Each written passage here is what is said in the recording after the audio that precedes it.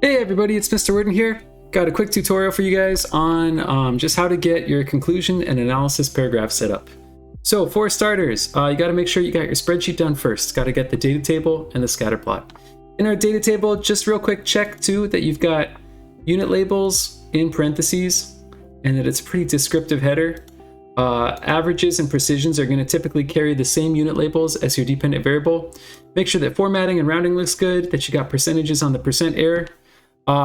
Next up, check on your graph that you got grid lines going both directions, that you've got the label showing as the equation for the trend line, and an R-squared value right there, as well as good headers on the y-axis and x-axis so that you make sure you know what it is that we're counting and tracking.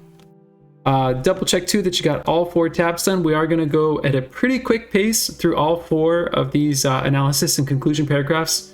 You guys are welcome to pause the video at any point or rewatch things or put it on 0.5x speed if you need to.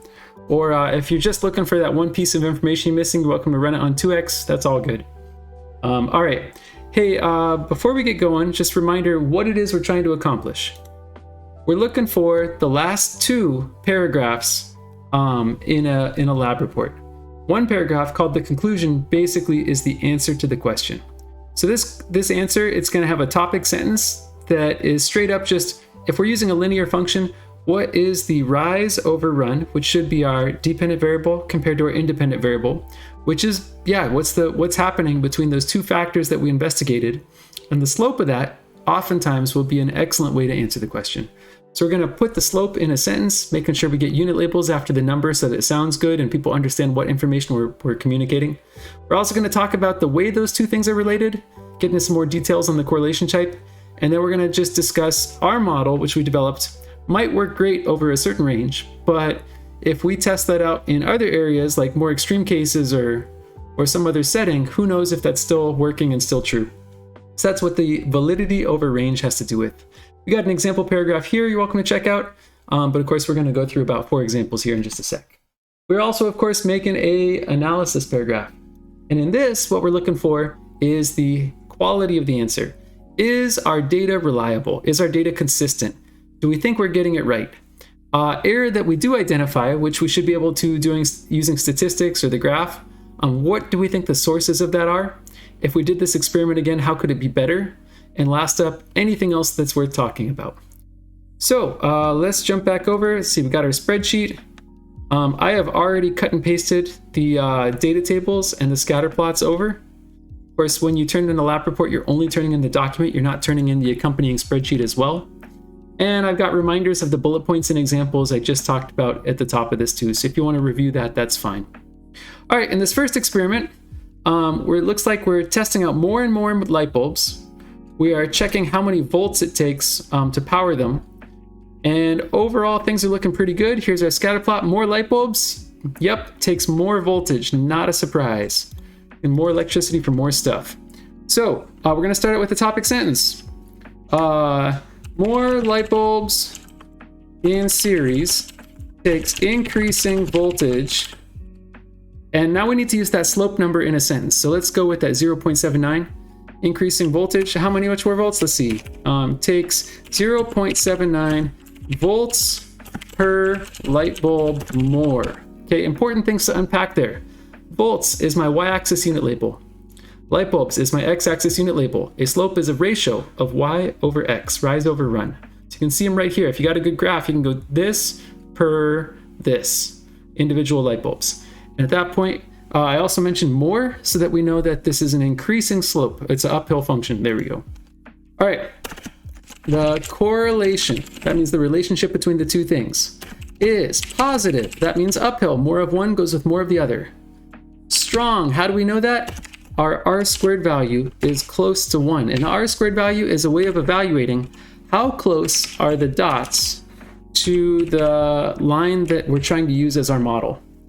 And linear function. Okay, so we said it's a line, we said it's uphill, we said that the dots and the line match up, and use the R-squared value to support that statement. Last up, we tested between 1 and 5 light bulbs,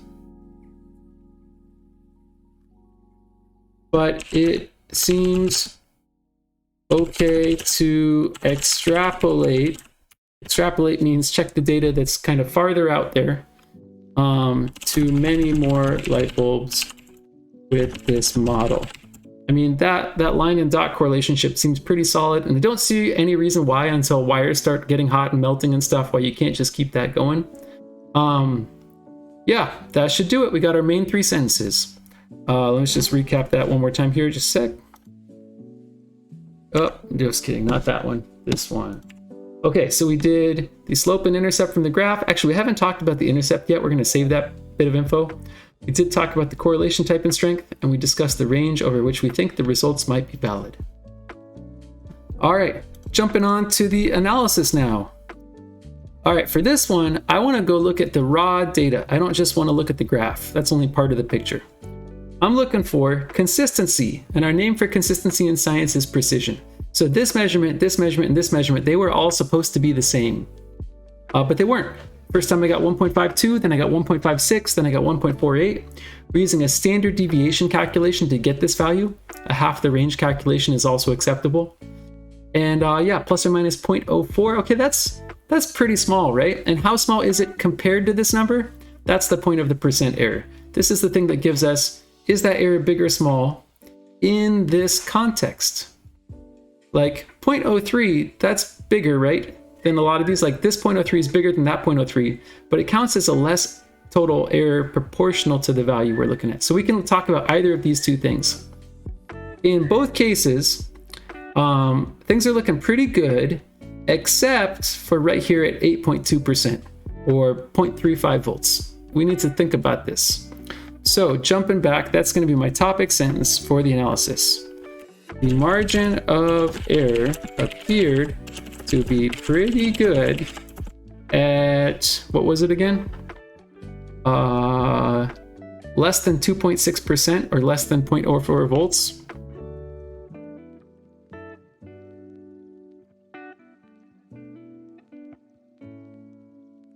Except in the 4 light bulb series. All right. Next up, let's go try to figure out why that happened. What kind of error is this? Choices include things like random error, different pattern each time, or systematic error, something that's consistent. Anomalies or outliers are also a possibility. All right, so in particular, this is pretty tiny. 0.01 appears to be the limit on our measuring tool. So we can call that measurement uncertainty. If our voltmeter is rounding to the 100th of a volt or 10th of a volt or whatever, like that's the limit on our equipment. That's not our fault, that's just the measurement equipment. I want to mention that as measurement uncertainty, a specific type of random error. Otherwise, this error does look pretty random. Like I'm not seeing a pattern when I look across here for the ones that we're mostly focused on. Sometimes these are higher, sometimes they're lower. It seems all over the place. So I'm going to go measure that or mention that.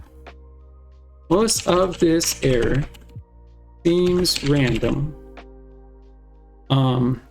And 0.01 volts is our measurement uncertainty, the limits on our measuring tool.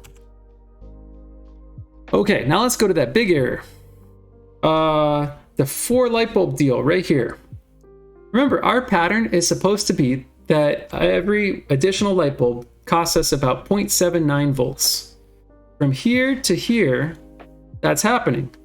And from here to here, that's happening. From here to here, and from here to here, we jump up a lot more than 0.79 volts. That means that it's these two data points that are suspect. They're much higher than they're supposed to be. It happened twice in a row.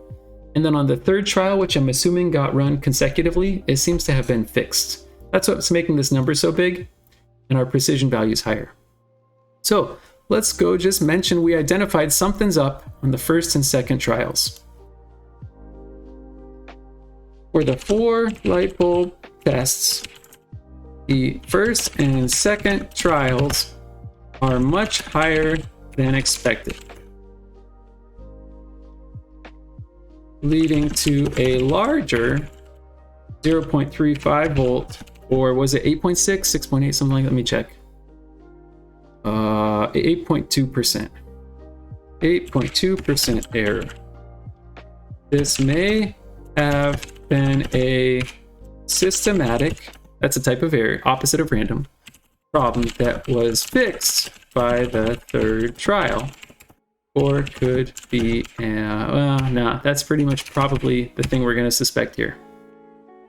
All right, that's basically it for the analysis. We talked about where we think our errors are coming from, how much they're worth, are they random or systematic or measurement uncertainty. We categorize them. Other thing we're looking at here is anything else we can figure out. And there's been something weirding me out this whole time. 0 light bulbs, shouldn't that go with 0 volts? It doesn't though. We got an intercept here of 0.725. So it's worth noting that our y-intercept ought to be 0. No light bulbs takes no voltage, but isn't. It's 0.725. This means that there may be a problem with the setup, or simply that connecting wires and other gear is also drawing power. Don't know. Something's up with that though, that's worth checking out. All right, congrats, that's our first conclusion and analysis paragraph. That was for version A. Now we're going down here to version B, we're gonna do the same thing again. So version B looks like we're looking at a correlation between age and healthcare costs. By the way, this is all fake data. I made this up for us to practice on. This is not real healthcare data. I'm sure that the actual numbers are quite a bit higher. Anyway, we got a nice scatter plot going here. Let's check this out. Remember, we need to start out with a topic sentence. And that topic sentence should answer the question. And that is most likely going to come from our slope. Starting at age 30,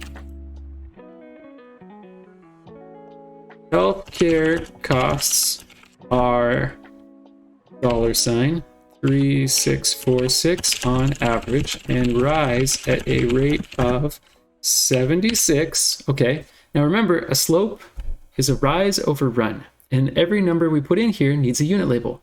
So I need to look at the rise, which is in dollars, and the run, which is in years, and write that as a ratio. $76 per year. Boom. Topic sentence. All right, next up. This appears to be a strong linear positive correlation. Okay, how do we know it's strong? Well, first of all, I can see that the dots and the line match up really well. It needs to be pretty darn chaotic before this doesn't count as strong. Second of all, though, computer did a R-squared regression analysis for us, and that R-squared value is 0.988. which is very close to 1. 1 is that they match up perfectly. That is very close. Last up, we should say this model should be valid between the tested ages of 30 to 70 years. It is very unlikely that it works between 0 to 30 years of age, or much past 70,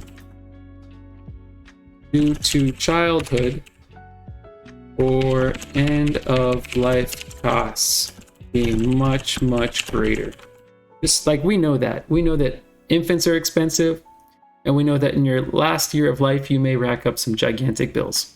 So this model probably is more of like a U shape, some kind of polynomial function. It's probably not linear if we test it out to a greater range. In any case, our conclusion is done. Let's move on to the analysis. Now, I'm seeing pretty small errors between 30 and 60. At 75, it pops way up. Like, would you notice $23 going missing in your healthcare costs for a year? No, wouldn't even flinch at that. What about $785? Yes, I think we would all notice that difference. So like this is substantial. Oops, this is substantial. We're not really worried about that. Let's put a topic sentence down. Okay. Oops, I passed it. There we go.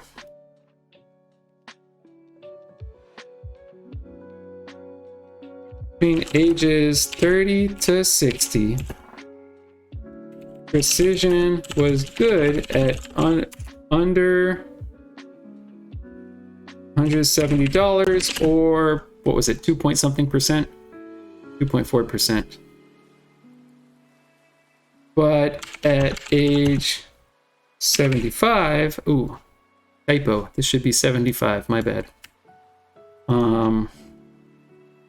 It ballooned to $785, I think it was. How much went missing? Yeah, or 8.3%.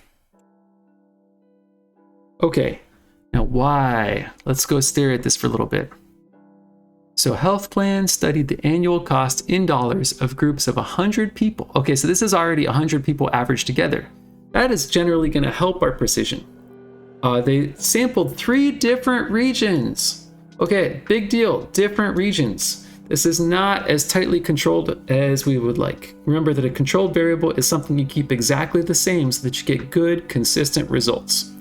So this means this is one region, this is another region, that's somewhere else in the country. Okay, so like this could be California, where people have nice weather year-round, tend to exercise a lot, have a good fitness culture. This could be Michigan, where when I raced there, I was on the faster side just because people are cooped up all winter, maybe not in as great shape, maybe, more into that real hearty food. So, who knows? Not saying anything bad in Michigan, I like that, but yeah, there's a difference in the average speed of somebody who just is racing triathlons or whatever. Anyway, point is, healthcare costs by region may not be the same. So that is a systematic error. And I'm looking at this and yep, it starts to climb and pops out pretty high there. That might be something worth mentioning. All right, this may be, now are we sure that's what's going on, or we think that's what's going on? It's pretty hard in science to be sure of something. There's some pretty high bars for proving stuff. And we don't necessarily have the stats for that at this level anyway. So that we're gonna say this may be due to data being collected across different regions, where region 2 had much higher costs later in life, and maybe because of a less healthy demographic. That makes this a systematic error. That's because of the way they set up the experiment. If we did it again, we should get similar results again. It's not random, it's not all over the place. All right, we measured to the nearest dollar. So measurement uncertainty is not a factor in our overall random error, as in all the other error that we're not talking about. And pre-averaging groups of 100 people should significantly increase precision and reliability over just using individuals. All right, so we've categorized and identified sources of error, talked about where they came from, thought a little deeper about it. We are good to go. All right, this video is getting a little long. I'm gonna upload a key for the last 2, but hopefully similar thinking, you're getting the hang of things. All right, and of course, hit me up in class if you guys have more specific questions. Bye.